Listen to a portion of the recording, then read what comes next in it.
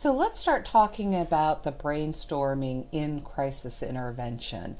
Please remember that a a call that's involving crisis intervention should not be just a list of questions and directions and brainstorming. That still it is enveloped totally in the constant and consistent active listening, acknowledging what the individual is going through, and above all, reflecting feelings again and again and again to acknowledge that you hear what the person's going through.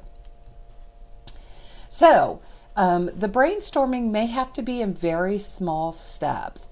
One of the things we talk about is when somebody is in trauma or in crisis, sometimes the looking at brainstorming or problem solving is way too big of a burden. Like, they just can't come to decisions. So it may have to be in little bitty steps that you help them walk through. And that comes through questions. So one of the things you can talk about is if they have felt like this before, have they come to this point before? And if they have, what has helped them then, or what helped pull them through then? Were there things that you did before that helped you get through this moment? That could be illuminating because maybe they haven't thought of those things that helped before, they haven't tried them, and so that may help bring some clarity to them for options. Or thinking about the right now. You could pull those things from the past. Is that something you could try? What are things that do help you feel better? How do you take care of yourself? Sometimes people are going to say, I don't know. And it's okay to brainstorm further to saying, does it help you to listen to music? How do you feel when you go for a walk? You can be very specific with questions, not telling them what to do, but asking them if these things could be helpful. One of the things that people do ask a lot is, what would you tell a friend to do? When you are in that chaos of being in the crisis moment, you can't really think of that brainstorming or those options, and because you're emotionally involved. But if, for example, I am talking to somebody who's in a crisis, I can see very clearly what their options are because I'm not emotionally involved in that. So sometimes asking someone, if a friend were going through this or if a friend were dealing with this, what would you tell a friend to do? That can sometimes bring clarity because they can focus away from themselves, look at the friend, and they may be able to come up with options. For example, they can say, I would tell my friend to go take a shower, work it out. I would tell my friend to go for a walk and think of the things that they do have.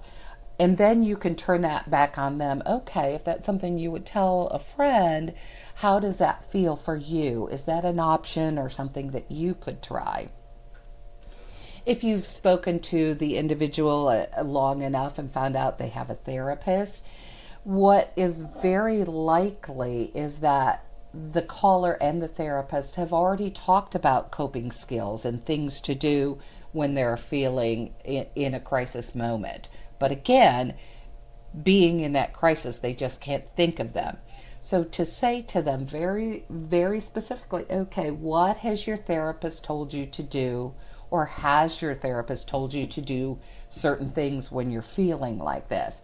And they may be able to come up with, well, I'm supposed to journal, I'm supposed to exercise, I'm supposed to listen to music, and then you can bring that back to them again. Okay, have you been able to try some of those things?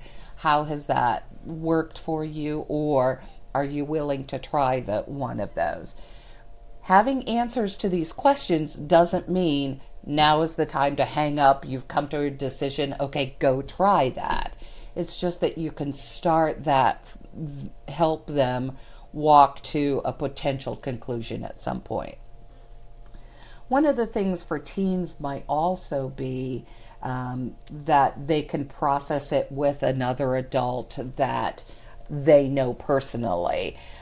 There can sometimes be, I can't trust my teachers, I don't want to talk to my parents. Is there an adult that you do trust, that you can work it through? Please ask these questions with caution, because what we're not doing is saying, don't talk to us, talk to somebody else. This is for after the call. This is for down the road. This is for maybe even when you're talking about a safety plan or a plan of action for later.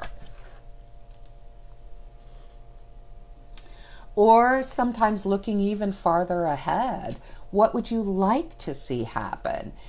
Sometimes when you ask that question, admittedly, you will get a response like, I'd like to win the lottery. And then you could just turn that around and say, well, that's probably not going to happen today. What today could you do? You just bring it around to the more realistic of, what's going to happen today. And sometimes it's a small step. If somebody is talking about, for example, being overwhelmed by hoarding or something like that, and they just don't see any way out of it, you can work through with them on what a small step could be. Could you just pick up newspapers today? Is that an option for today? So that it doesn't appear so large and overwhelming. So sometimes what you'll hear when you're talking about coping skills is that people will bring up things like drinking or self-injury. Please know that these are coping skills for them, as is suicide a coping skill. They're not healthy coping skills, but they are coping skills that have brought people to, okay, the pain stops if I drink, or the pain stops if I cut myself, or the pain will stop if I kill myself. So when we talk about coping skills and they bring those things up, don't just tell them that's a bad idea. Don't tell them they need to stop that, because this is the conclusion they have previously come to. What you want to do is talk about other options and how they think those other options would be. By talking about the consequences about some of those things, for example, if they say, yes, I drink, you could say, how does that work for you? What does that look like? And if they do say, well, then I end up passing out, then maybe you can come to other conclusions.